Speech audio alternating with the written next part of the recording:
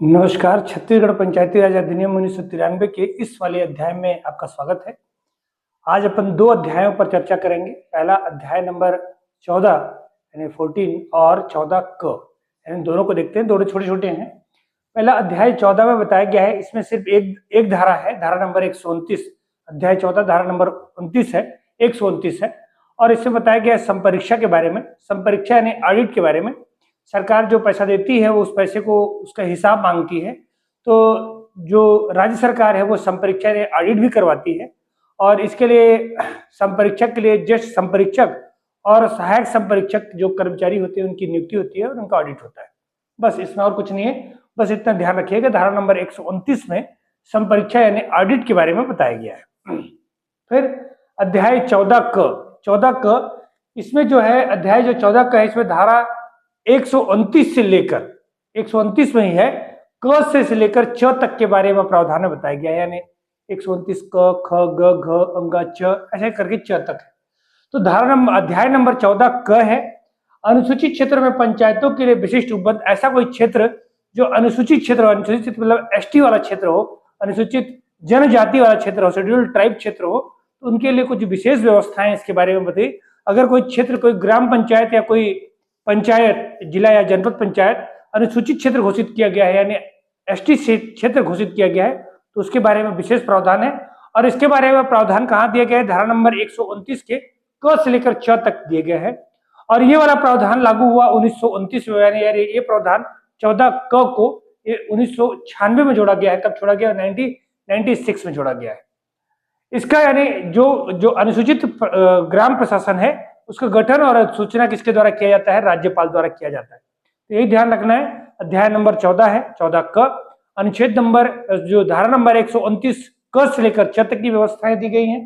अनुसूचित क्षेत्र यानी शेड्यूल्ड ट्राइब क्षेत्र में उनके प्रशासन के बारे में लागू किया गया 1996 में। और इसका गठन यानी जो अनुसूचित पंचायतों का जो गठन करता है वो कौन करता है? राज्यपाल। और इसकी अधिसूचना जो जारी करता है वो कौन करता है? राज्यपाल। क्लियर? फिर कौन कौन सी विशेषताएं हैं? पहला, ग्राम सभा का आयोजन एक ग्राम में एक से अधिक स्थान पर हो सकता है। मतलब अगर अनुसूचित क्षेत्र है, वो क्षेत्र अनुसूचित क्षेत्र घोषित किया गया है और ग्राम सभा का आयोजन किया जाएगा, तो किसी भी पारा, टोला, मोहल्ला या उससे अधिक स्थानों पर भी क्या किया जा सकता है। यानी एक गांव में एक ही क्या कहते हैं, ग्राम सभा जरूरी नहीं है, एक से अधिक ग्राम सभाओं का आयोजन किया जा सकता है। ग्राम सभा की शक्ति क्या होगी? इसमें जो सामान्य ग्राम सभा की शक्ति होती है उसके अतिरिक्त कुछ और शक्तियां भी होती हैं, जैसे परंपरा और रूढ़ियों को सामाजिक सांस्कृतिक पहचान एवं उनके संरक्षण करने के लिए। अगर उस क्षेत्र का, उस शेड्यूल्ड ट्राइब क्षेत्र का यानी जनजातियों की कुछ विशेष परंपरा है, कुछ विशेष संस्कृति है, उस संस्कृति को संरक्षण देने की जिम्मेदारी भी किसकी होगी? ग्राम सभा की होगी। दूसरा, भूमि, जल, वन आदि प्रबंध। उस क्षेत्र में जो जल है, जंगल है, जमीन है, जल, जंगल, जमीन पर प्रबंध यानी मेहनत यानी प्रबंध यानी मैनेजमेंट करने की जो जिम्मेदारी होगी वो ग्राम सभा की होगी। तो जल है, जंगल है और जमीन है, तीनों ज याद रखिएगा। भूमि, जल और वन, इनका प्रबंध की जिम्मेदारी किसके पास होती है? ग्राम सभा के पास। किस क्षेत्र में? अनुसूचित क्षेत्र में। बाजार मेला, पशु मेला इत्यादि का प्रबंध। ये देखिए, बाजार मेला और पशु मेला सामान्य क्षेत्र में ये जनपद पंचायत का कार्य है, लेकिन अनुसूचित क्षेत्र में जिम्मेदारी किसको दे दी गई है? ग्राम पंचायतों की जिम्मेदारी दे दी गई। सामुदायिक साधनों का उपयोग एवं विवाद निराकरण।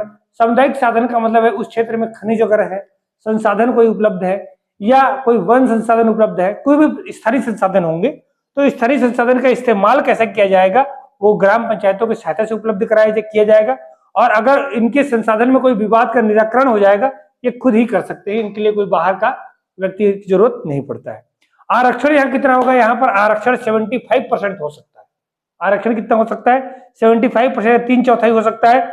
सरपंच और अध्यक्ष यानी ग्राम पंचायत में सरपंच का पद और जनपद पंचायत और जिला पंचायत में जो अध्यक्ष का पद होगा अनुसूचित क्षेत्र में, वो केवल और केवल किसके लिए होगा? अनुसूचित जनजाति के लिए होगा, यानी एसटी के लिए होगा।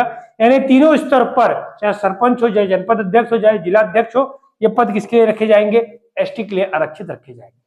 फिर अगर मान लीजिए कहीं पर एसटी जनसंख्या और किसी जगह पर ग्राम पंचायत में एसटी जनसंख्या नहीं है, तो उस पद को अपवर्जित कर दिया जाएगा, यानी हटा ही दिया जाएगा, लेकिन दूसरे किसी वर्ग को नहीं दिया जाएगा। यानी कि अगर एसटी है तो एसटी सीट को दे रहा होगा, अगर एसटी सीट नहीं है तो फिर हटा दिया जाएगा। फिर जिला एवं जनपद पंचायत में अगर एसटी सीट नहीं है, यानी एसटी चुनकर कोई व्यक्ति नहीं किया है तो क्या होगा?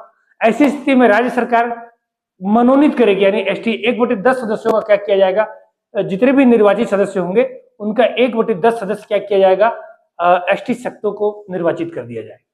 फिर इनकी पंचायत की शक्तियां क्या होंगी? पंचायत के पास कुछ विशेष शक्तियां होंगी, जैसे लघु जलाशय योजना, कोई लघु जलाशय योजना वगैरह है, उनका स्वामित्व और प्रबंधन करने की जो जिम्मेदारी होगी वो ग्राम पंचायतों की होगी। सामाजिक क्षेत्र में कोई सौंपे गए कोई कार्य, सरकार ने उनको सामाजिक क्षेत्र में कोई कार्य सौंपा है, वो कार्य भी किसके पास होगा? ग्राम पंचायतों का। स्वामित्व योजना सहित जनजाति योजना, मतलब मालिकाना हक से संबंधित कोई योजना हो या जनजाति उपयोजना संबंधित कोई योजना हो, उसको भी लागू करने की जिम्मेदारी किसकी होगी? ग्राम पंचायतों की होगी। एवं स्रोत एवं व्यय पर अगर उनका कोई खर्च है, कोई व्यय है, उनके लिए जिम्मेदारी किसकी होगी? सरकार की। या सरकार द्वारा कोई सौंपे गए कोई कार्य है, उनकी भी जिम्मेदारी किसकी होगी? पंचायतों के है। इस क्षेत्र में कोरम कितना होगा? तो सामान्यतः कोरम जो है 1/10 होता है, लेकिन इसका जो कोरम होगा कुल 1/3 कुल सदस्यों का, यानी कोरम जो होगा 1/3 सदस्यों का होगा। और इन 1/3 सदस्यों में कुल जितने भी ग्राम सभा के सदस्य, सॉरी पंचायत के जो है वो कितना होता है? 1/3 रहेगा। और अगर 1/3 का उनमें से कितनी होनी चाहिए? 1/3 महिला होनी चाहिए। यानी मान लीजिए 33% होना चाहिए, अगर ग्राम सभा का है तो 33% कोरम होना ही चाहिए, और पंचायत का भी तो कोरम 33% होना चाहिए, और उनमें से 1/3 क्या होनी चाहिए? महिला, यानी उसकी 33% क्या होनी चाहिए? महिला होनी चाहिए। जिम्मेदारी यानी कोरम बुलाने की जिम्मेदारी किसकी होगी? पंच या सरपंच की जिम्मेदारी कोरम बुलाने की होगी।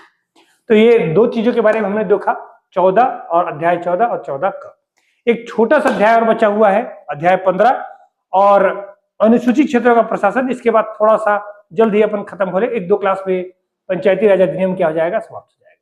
तो 2-3 क्लास और आप करना होगा, इसमें जो 2-3 वीडियो और होंगे उसको अपन चर्चा कर लेंगे। तो आज के लिए इतना ही, बहुत बहुत धन्यवाद।